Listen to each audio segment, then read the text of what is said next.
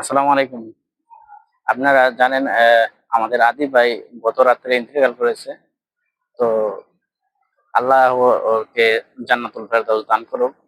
আমার প্রশ্ন এটা না। আমার প্রশ্ন হইছে যে আদি ভাইকে যে হত্যা করছে আ ফয়সাল, ইন্ডিয়ার বর্ডার দিয়ে কিভাবে পার হইল? ইন্ডিয়ার বর্ডার দিয়ে একটা ছাগল গেলে এটাকে হত্যা করে। ইন্ডিয়া গুলি করে। তো এই ফয়সাল কিভাবে ইন্ডিয়ার বর্ডার দিয়ে পার হলো? তার মানে কি এটাই বোঝা যাচ্ছে যে আমাদের আদি ভাইয়ের মৃত্যুর পিছনে ইন্ডিয়ার হাত আছে? আর ইন্ডিয়ার যদি হাত না থাকে তাহলে ফয়সাল কিভাবে পালাইলো এই বর্ডার দিয়ে? তো আমাদের জাতির কাছে এটাই প্রশ্ন। ইন্ডিয়া কোনোদিন আমাদের বন্ধু রাষ্ট্র হতে পারে না। ইন্ডিয়া সবসময় আমাদের শত্রু রাষ্ট্র।